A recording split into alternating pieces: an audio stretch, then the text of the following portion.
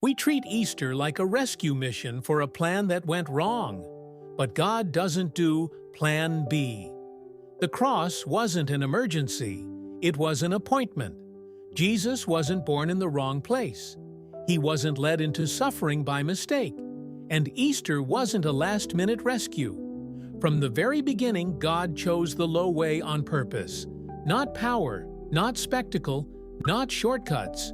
Because if God had saved us from a distance, we would always wonder if He truly understood. So He didn't watch suffering. He entered it. Before there was a cross, there was a feeding trough. And the same God who chose the manger chose everything that followed. Jesus wasn't born in a stable because the inns were full.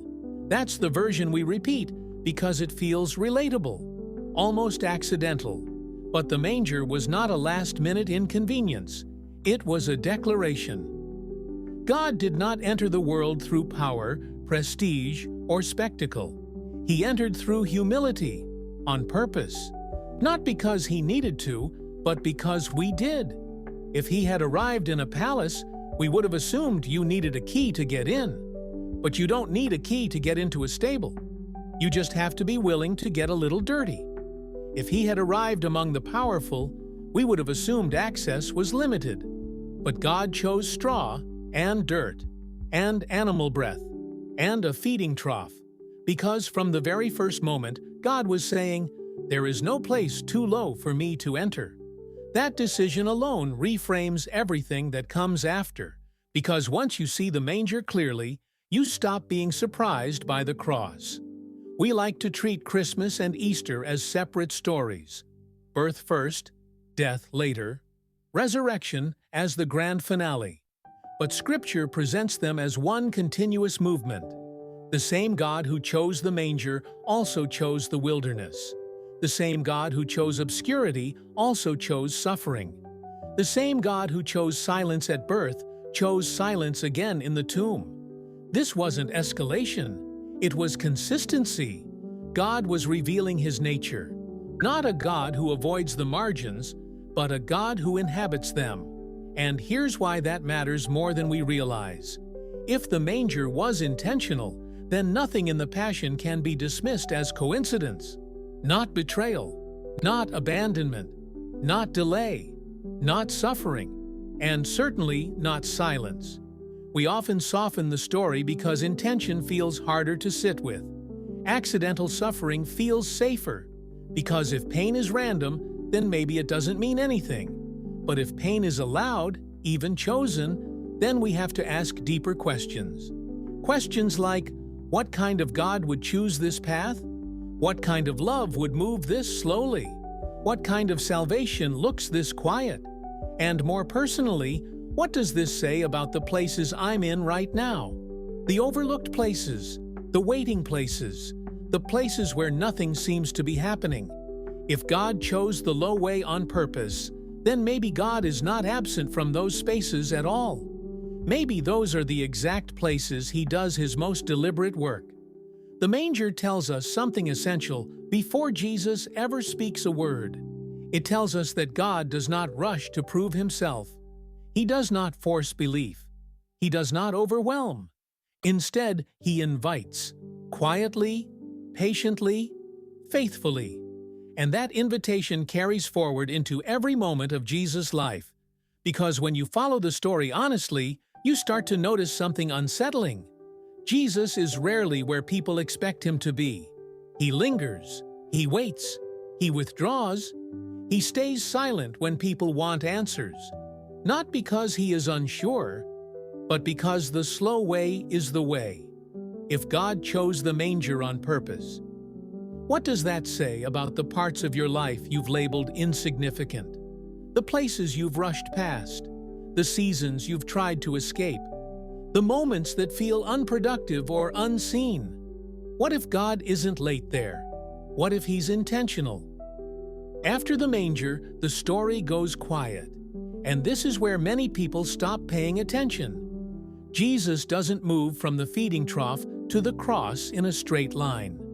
There are decades in between, years the Gospels barely mention. 30 years of ordinary life, 30 years of obscurity. 30 years without miracles, sermons, or spectacle. We call it the silent years. But God doesn't waste words, and He certainly doesn't waste decades. If Jesus spent 90% of His life being unproductive by our standards, maybe our definition of impact is the problem. And if the manger was intentional, then what comes next can't be accidental either. When Jesus finally steps into public view, the very first place the Spirit leads Him is not a platform, but a wilderness. Not teaching, not healing, not gathering followers. Fasting, isolation, temptation. And again, we tend to read this as a hurdle to get past. But the wilderness wasn't something Jesus had to endure before ministry. It was something He had to enter to reveal who He was. Because the pattern continues. God does not rush Jesus toward usefulness. He roots Him in obedience. And the temptations themselves tell us what kind of Savior Jesus refuses to be. Turn stones into bread. Prove yourself. Take the shortcut to power. Every temptation is an invitation to abandon the slow way. And every time, Jesus refuses. Not because He can't act, but because He won't act outside of intention. As Jesus' ministry unfolds, another pattern emerges. He delays.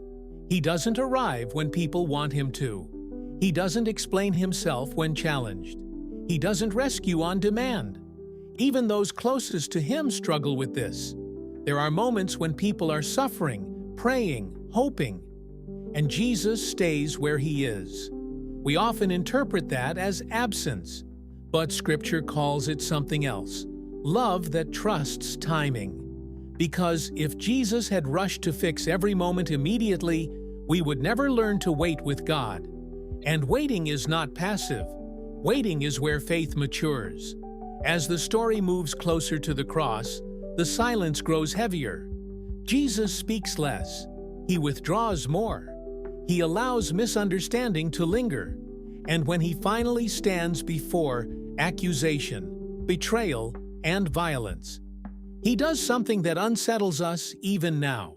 He doesn't defend Himself. He doesn't correct the record. He doesn't clarify the misunderstanding. He doesn't call down rescue. Omnipotence held its breath.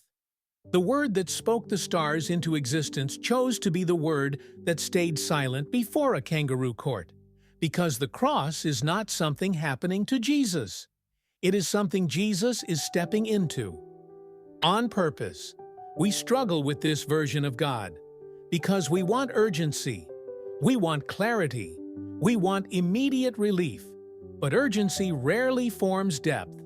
God is not in a hurry because God is not threatened by time, and that has implications for us. Because if Jesus trusted God in silence, if Jesus waited without panic, if Jesus refused shortcuts, then maybe our waiting is not a sign of failure. Maybe it's the place where God is doing His most intentional work. Here's the question we don't like asking. What if the delay you're frustrated with isn't resistance, but preparation? What if the silence you're interpreting as abandonment is actually restraint for your good? What if God is not withholding but shaping? From the manger, to the wilderness, to the waiting, to the silence, the pattern is unmistakable. God saves the world without rushing it. And that tells us something about the kind of love we're dealing with. Not reactive, not frantic, not panicked, but deliberate. When we finally reach the cross, it should no longer shock us. Not because it isn't horrifying, but because the path has been pointing here all along. The manger prepared us for it. The wilderness confirmed it. The silence explained it. And this is where the pattern stops being poetic and starts being costly. The cross was not a deviation in God's plan. It was the clearest expression of it. It's tempting to think of the crucifixion as God's response to human failure, as if everything went wrong, and this was the only way to fix it. But Scripture doesn't describe the cross as God scrambling. It describes it as obedience. Jesus does not stumble into suffering. He walks toward it. He knows the cost. He names it. And he chooses it anyway. Because salvation was never about avoiding pain. It was about entering it, fully. Here's the uncomfortable truth. If God had saved us from a distance, we would always wonder if He truly understood. But the cross leaves no room for that doubt. God does not redeem suffering by explaining it away. He redeems it by sharing it. Betrayal, humiliation, injustice, physical agony, abandonment. None of it is foreign to Him. And that matters, not as theology, but as comfort, because it means there is no pain you carry that God has not already entered Himself. And then, nothing. No immediate resurrection. No triumphant reversal. Just a body in a tomb. Holy Saturday is one of the most honest days in Scripture, because it refuses to rush to hope. God allows a full day where the story looks unfinished, where the prayers seem unanswered, where faith has nothing to cling to but memory. And again, this is not absence, it is restraint, because resurrection is coming. But it will arrive in God's time, not ours. When Jesus rises, He does something that surprises us. He keeps the wounds. The scars remain visible. The marks of suffering are not erased, which tells us something profound. Resurrection does not deny pain, it transforms it. God does not pretend the cross didn't happen. He redeems it without erasing it. And that means our own scars are not disqualifications. They are witnesses. If nothing in Jesus' story was accidental, then maybe nothing in ours is either. That doesn't mean everything is good.